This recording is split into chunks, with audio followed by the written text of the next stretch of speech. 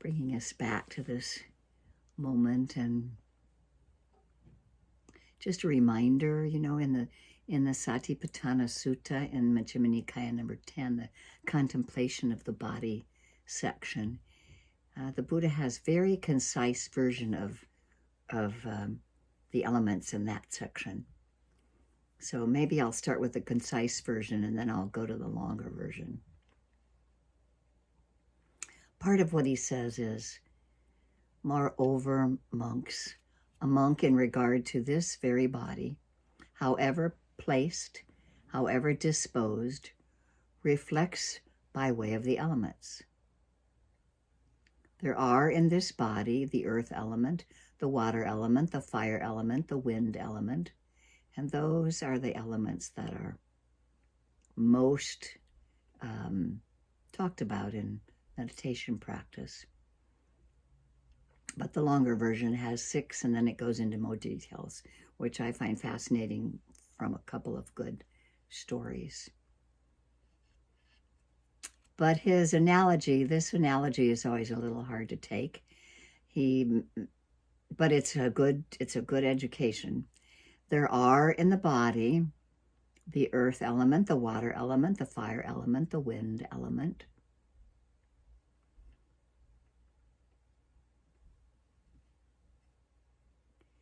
And in that,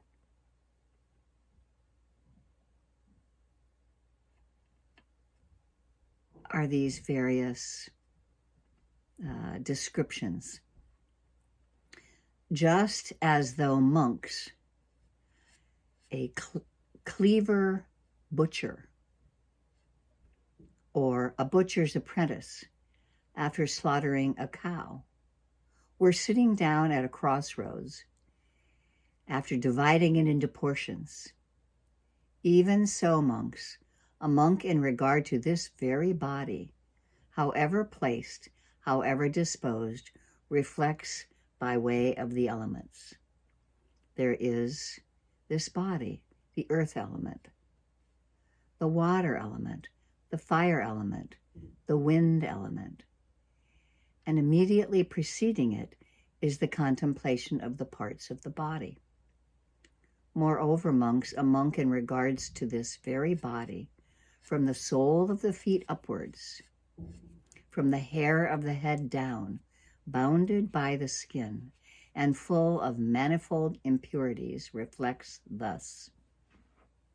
There are in this body hairs of the head, body hairs, nails, teeth, skin, flesh, sinews, bones, bone marrow, kidneys, heart, liver, pleura, spleen, lungs, intestines, mesentery, undigested food, excrement, bile, phlegm, pus, blood, sweat, fat, tears, grease, spit, mucus, synovial fluid, urine.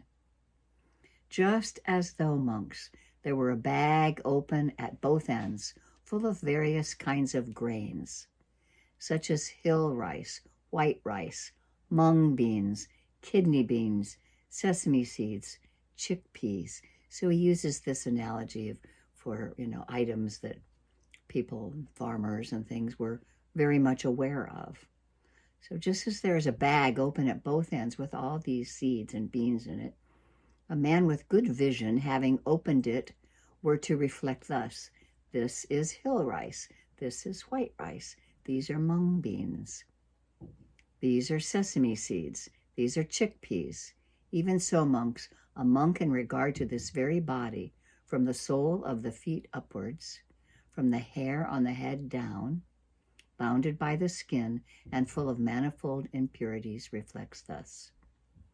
There are in this body hairs of the head, body hairs, nails, teeth, skin, flesh, sinews, bones, bone marrow, kidneys, heart, liver, pleura, spleen, lungs, intestines, mesentery, undigested food, excrement, bile, phlegm, pus, blood, sweat, fat, tears, grease, spit, mucus, synovial fluid, urine.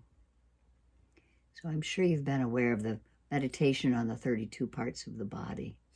Well, that was those 32 parts of the body, a way of just realizing that none of it is permanent, that it's all of these detailed things that really are impurities or impediments for becoming totally free. And there are parts where, you know, the four great elements, plus also space and consciousness, that one of the purposes of this kind of analysis is that suffering results from craving, which results from perception, which results from, and then it goes on and on. So by understanding, you know, thus I suppose, and becoming disenchanted with that form, we can hope to stop pursuing the chain whose result is suffering. So I think I'm going to share on my screen one of these, because maybe you'd like to read along, or if not, you can just close your eyes and listen. Some of it gets detailed, but that's okay. Let me find my sharing thing here. Okay, there it is. So I'm just going to mention that translators translate. I have two translations up in my search box here. I think I chose the one by Sudaso Bhikkhu because I think it's a little more easily understood.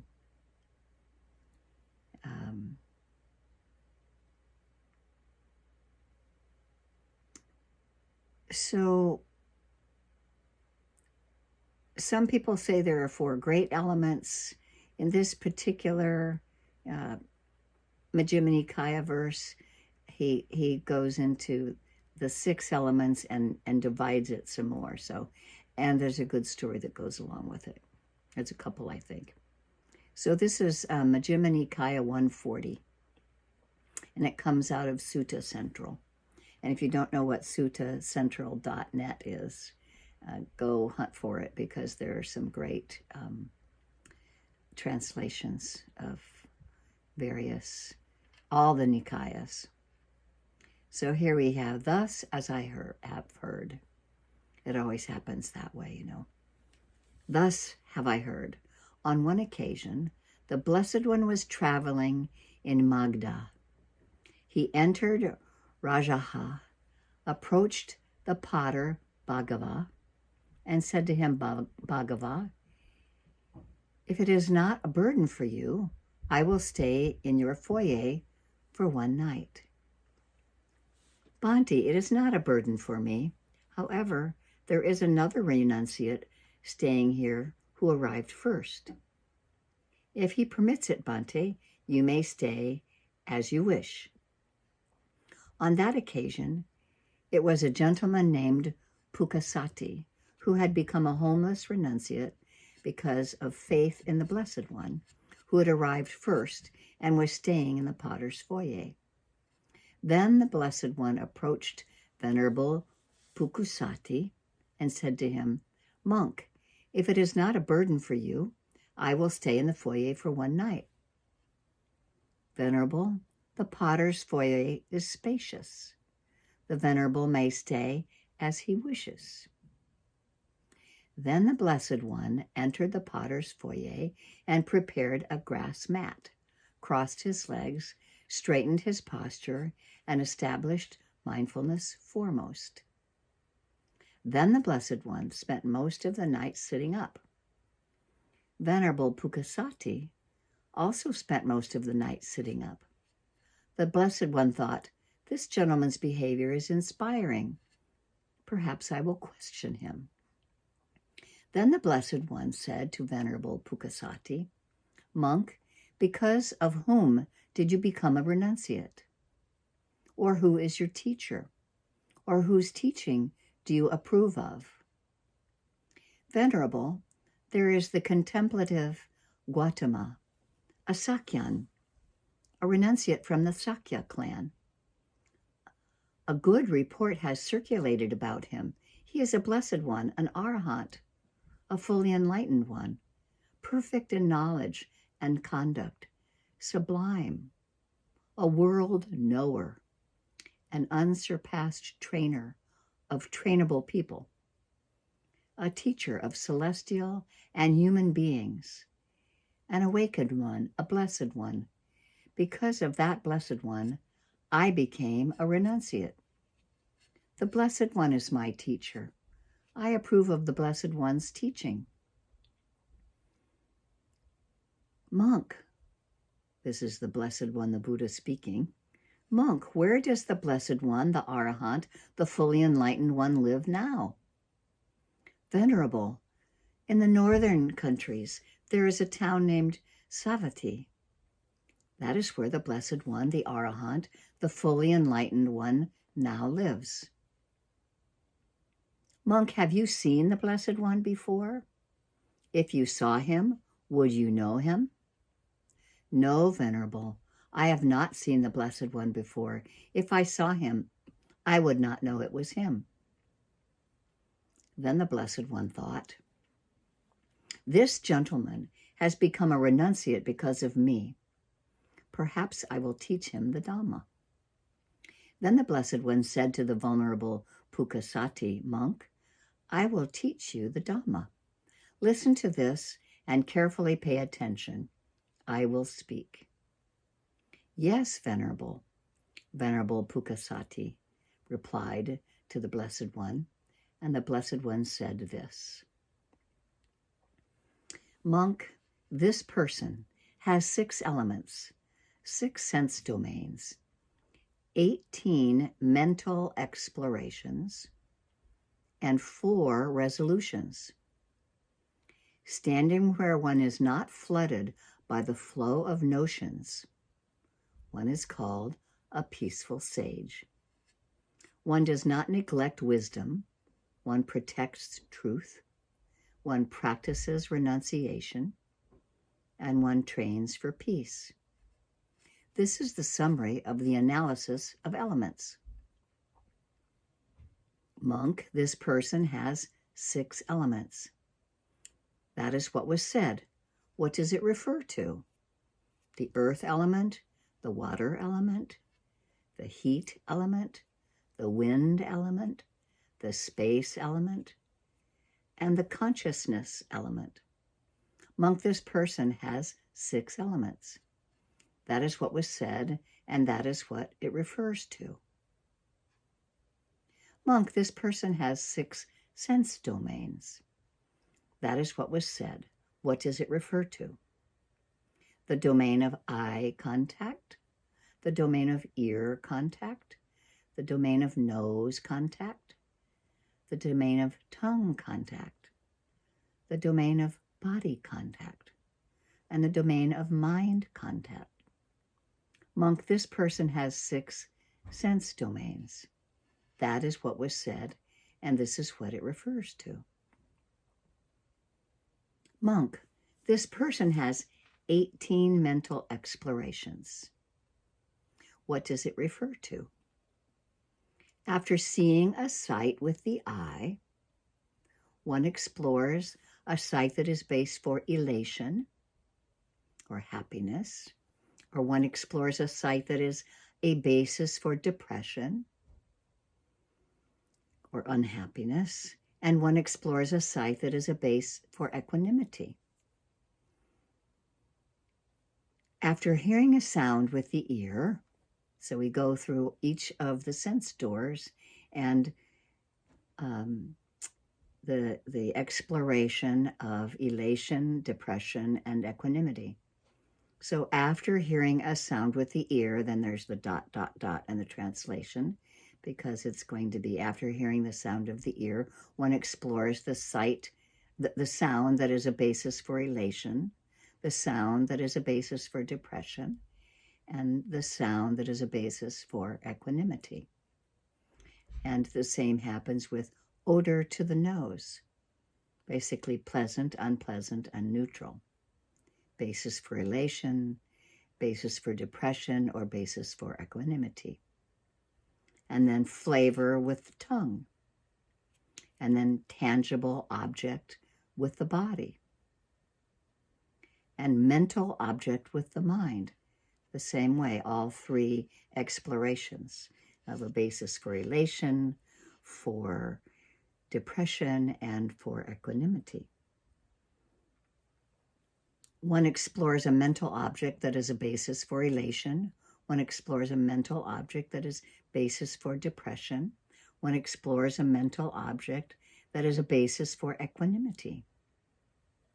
In this way, there are 6 explorations of elation, 6 explorations of depression, and 6 explorations of equanimity. Monk, this person has 18 mental explorations. That is what was said, and this is what it refers to. Monk, this person has 4 resolutions. That is what was said. What does it refer to? The resolution of wisdom, the resolution of truth, the resolution of renunciation, and the resolution of peace. Monks, this person has 4 resolutions, and that was what was said, and that is what it refers to. One does not neglect wisdom. One protects truth. One practices renunciation. One trains for peace. That is what was said.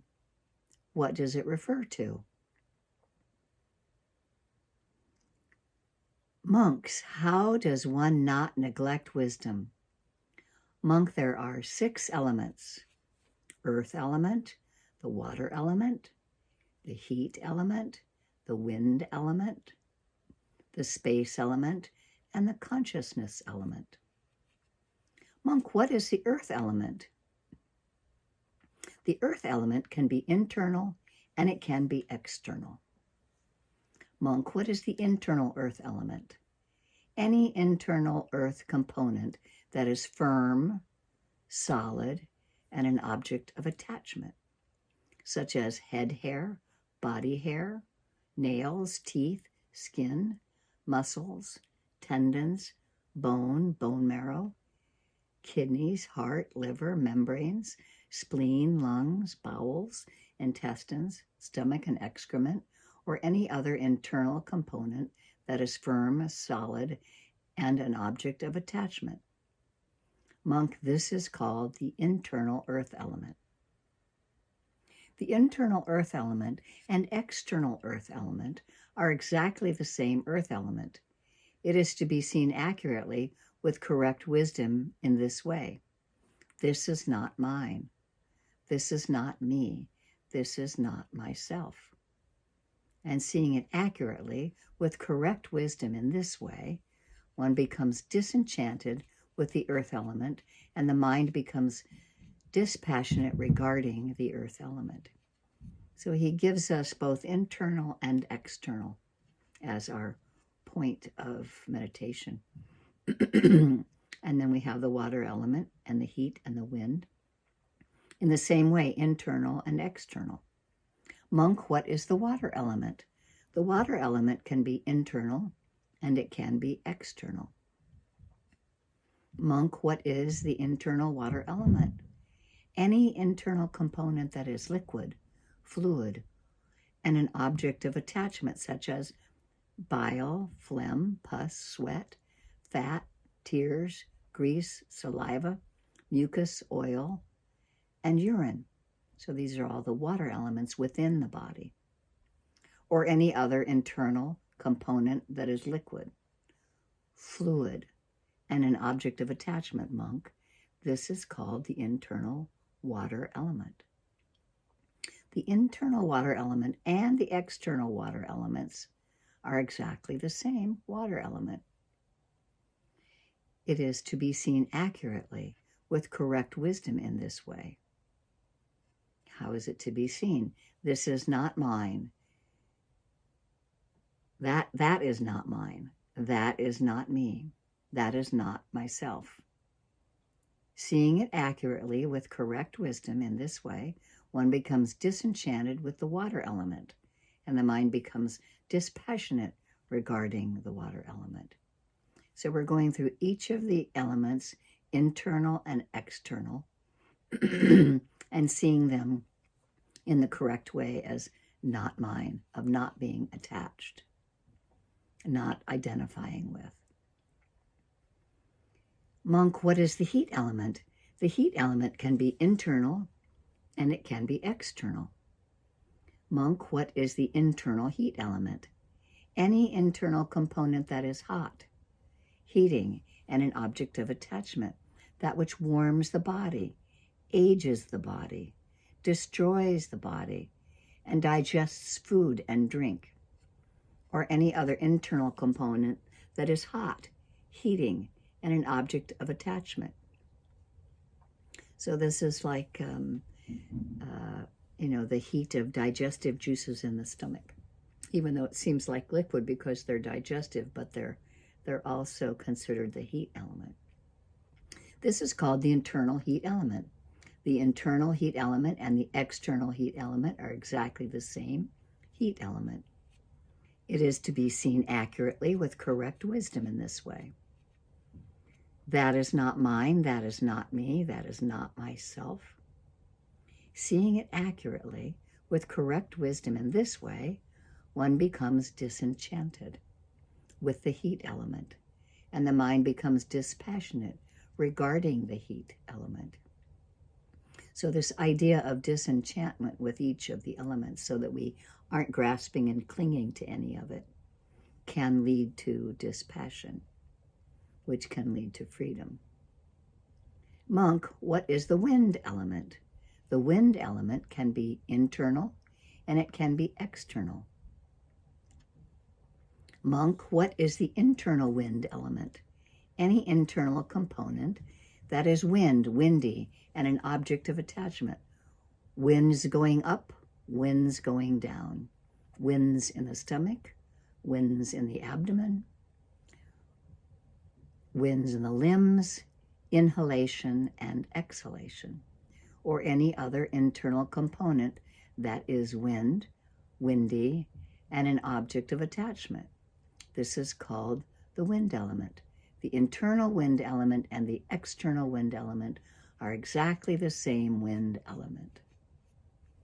It is to be seen accurately with correct wisdom in this way. This is not mine, this is not me, that is not myself. Seeing it accurately with correct wisdom in this way becomes disenchanted with the wind element, and the mind becomes dispassionate regarding the element. So through all of this, he's explaining why we don't abandon wisdom, because wisdom sees all this clearly.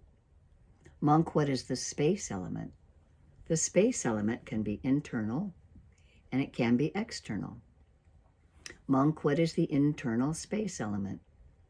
Any internal component that is spacious, and an object of attachment inside the ears, inside the nose, the mouth, the esophagus, the stomach, the bowels, or any other internal component that is spacious, and an object of attachment. Monk, this is called the internal space element. The internal space element and the external space element are exactly the same space element. It is to be seen accurately with correct wisdom in this way. This is not mine. That is not me. This is not myself. Seeing it accurately with correct wisdom in this way one becomes disenchanted with the space element, and the mind becomes dispassionate regarding the space element. Then what remains is consciousness. So we've gone through earth and fire and water and wind and space, and now we have consciousness. what is cognized by that consciousness. Pleasant is cognized, unpleasant is cognized, and neutral is cognized.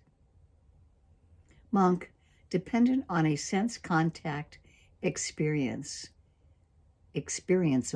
as pleasant, a pleasant feeling arises. When feeling a pleasant feeling, one knows I am feeling a pleasant feeling. One knows the sense contact experienceable as pleasant ceases. So we're being aware of pleasant and unpleasant as it arises and as it passes away. One knows when the sense contact experienceable as pleasant ceases, then the pleasant feeling which has arisen, dependent on that sense contact, also ceases and comes to an end.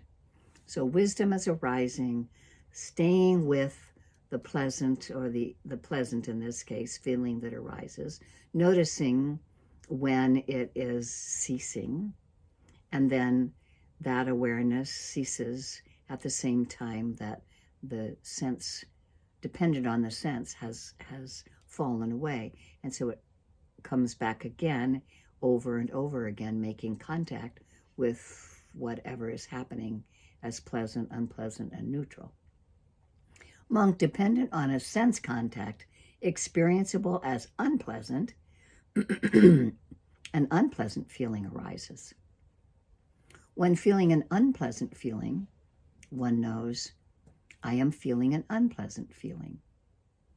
One knows when the sense contact experienceable as unpleasant ceases, then the unpleasant feeling, which has arisen, dependent on sense contact, also ceases and comes to an end.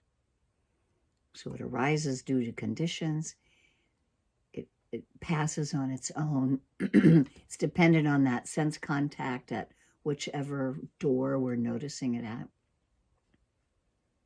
Monk, dependent on sense contact experienceable as neutral, feeling arises. When feeling a neutral feeling, one knows I am feeling a neutral feeling.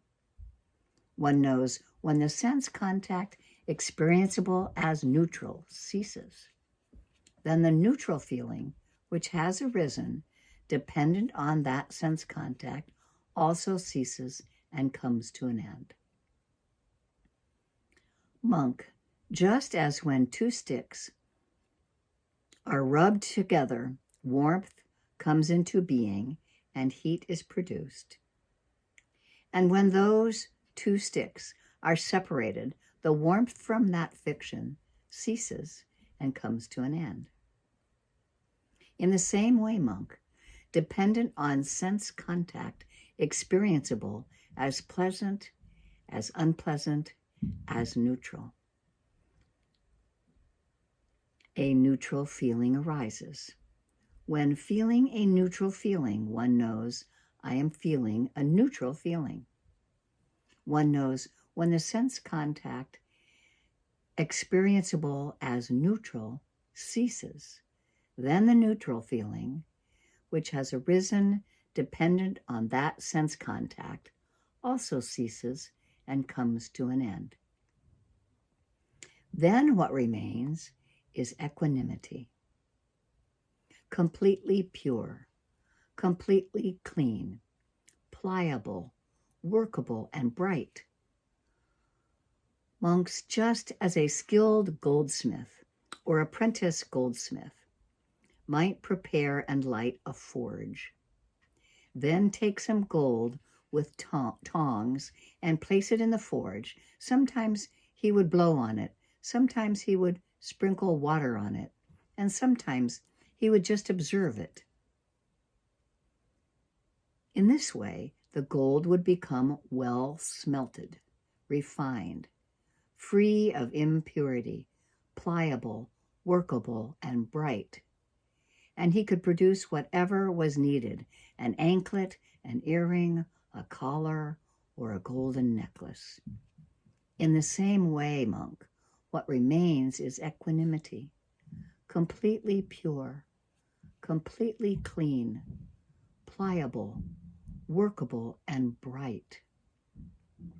One knows, if I direct this completely pure and completely clean equanimity to the dimensions of infinite space, I would be able to develop my mind accordingly. Based upon and holding to that equanimity, it would remain there for a long time. If I direct this completely pure and completely clean equanimity to the dimensions of infinite consciousness, I would be able to develop my mind accordingly. Based on and holding to that equanimity, it would remain for a long time. If I direct this completely pure and completely clean equanimity to the dimensions of nothingness, I would be able to develop my mind accordingly. Based upon and holding to that equanimity, it would remain there for a long time. If I direct this completely pure and completely clean equanimity to the dimensions of neither perception nor non-perception, I would be able to develop my mind accordingly, based upon and holding to that equanimity. It would remain there for a long time. But that is conditional. One does not produce or wish for either existence or non-existence. Not producing or wishing for either existence or non-existence. One does not cling to anything in the world. Not clinging to anything in the world, one does not crave. Not craving, one personally attains complete enlightenment. One knows birth is eliminated. The spiritual life has been lived. The task is done. There will not be another state of existence. If one feels a pleasant feeling, one knows it's impermanent. There is no attachment to it. There is no delight in it. If one feels unpleasant feeling, one knows it is impermanent. There is no attachment to it. There is no delight in it.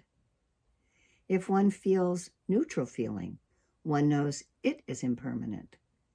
There is no attachment to it. There is no delight in it. If one feels a pleasant feeling, one feels it unbound. If one feels an unpleasant feeling, one feels it unbound. If one feels a neutral feeling, one feels it unbound. If one feels a feeling that ends with the body, one knows I am feeling a feeling that ends with the body. If one feels a feeling that ends with life, one knows I am feeling that end with life. One knows when there is separation from the body after death, following the completion of this life, all that is felt here will become cool, and there is no delight in it. Monk, just as an oil lamp burns in dependence on oil and wick, and when that oil and wick are completely used up, if there is no other fuel, it will go out. In the same way, monk, if one feels a feeling that ends the body, one knows, oh wait, did I skip? Let's see. One after death, following the place of this way, there's felt will become cool. Therefore, monk, one who has this, has the paramount resolution of wisdom. For this, the paramount noble wisdom, the knowledge of the complete elimination of suffering. That liberation is unwaveringly based in truth. Monk, that which has a deceptive nature is false, and that which has a non-deceptive nature is true, nibbana. Therefore, monk, one who has this has the paramount resolution of truth. For this is the paramount noble truth, nibbana, which has a non-deceptive nature. Previously, one was foolish and collected acquisitions. Now one has abandoned them, severed them at the root, eliminated their basis, annihilated them, and made it impossible for them to arise again in the future. Therefore, monk, one who has this has the paramount resolution of renunciation, and for this is the paramount noble renunciation, the relinquishment of all acquisitions. Previously, one was foolish and had longing, desire, and passion. Now one has abandoned them, severed them at the root, eliminated their basis, annihilated them, and made it impossible for them to rise again in the future. Previously, one was foolish. One had anger, aversion, and hatred. Now one has abandoned them, severed them at their root, eliminated their basis, annihilated them, and made it impossible for them to rise again in the future. Previously, one was foolish and had ignorance and delusion. Now one has abandoned them, severed them at the root, eliminated their basis, annihilated them, and made it impossible for them to rise again in the future. Therefore, monk, one who has this has the paramount resolution of peace, for this is the paramount resolution of peace, the pacification of lust, hate, and delusion. One does not neglect wisdom. One protects truth. One practices renunciation, and one trains for peace. That is what was said, and that is what it refers to.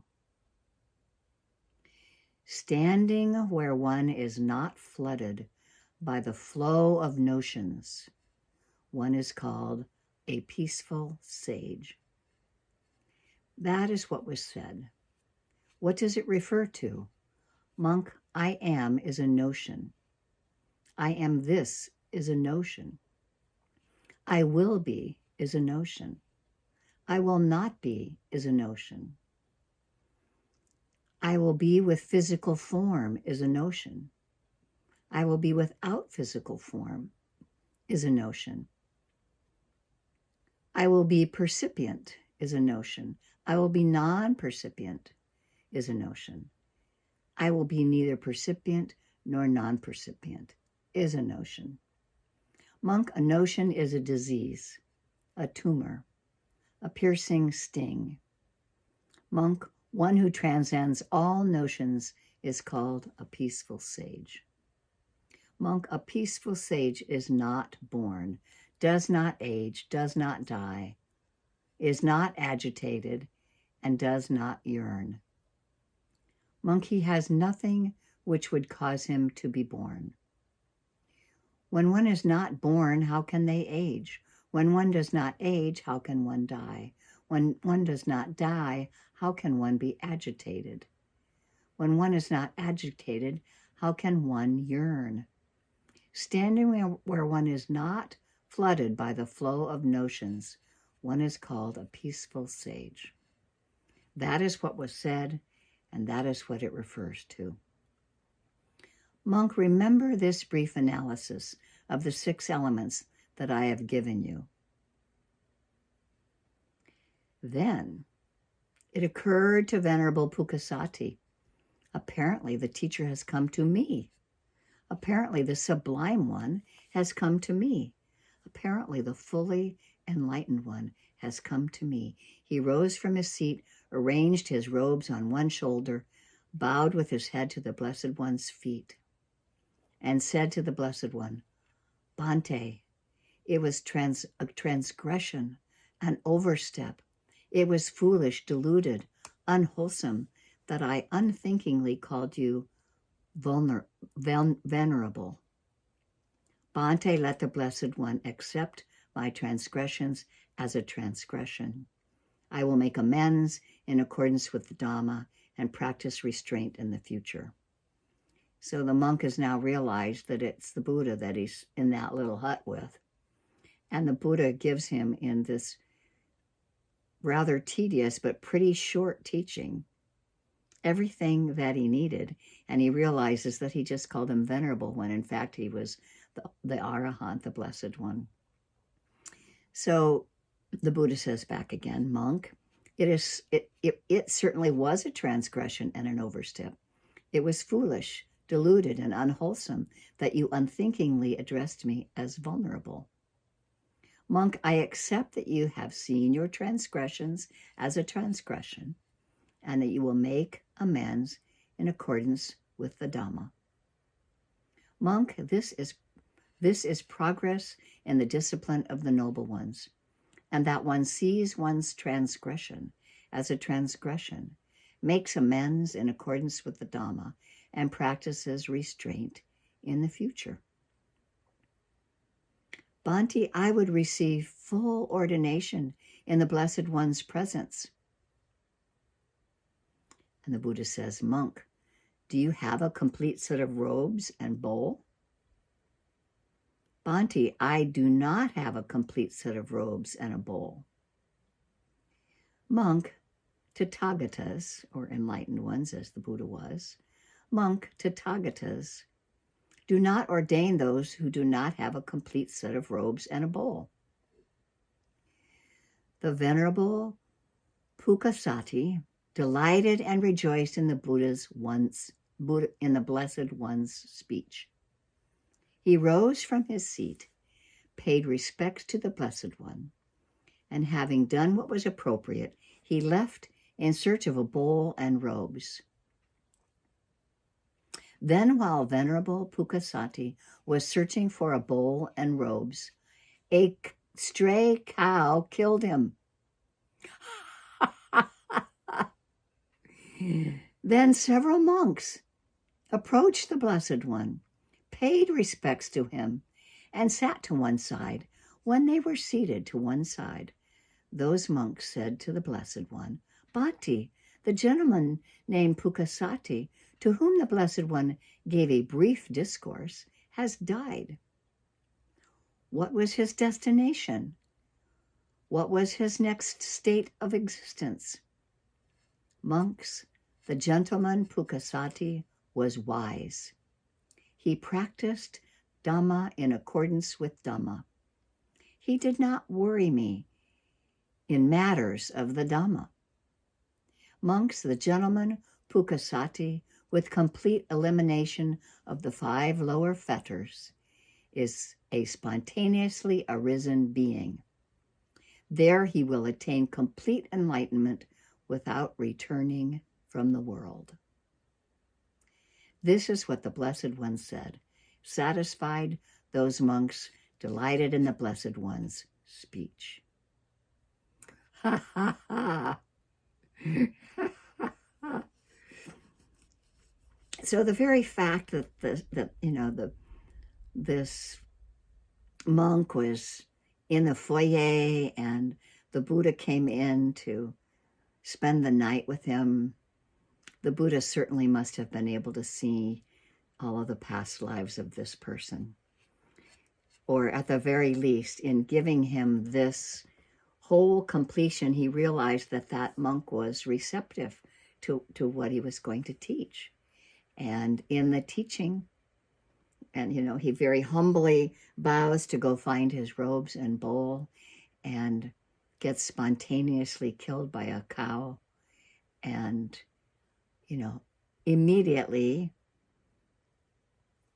is able to flow into non-returning. So what do you think of that story?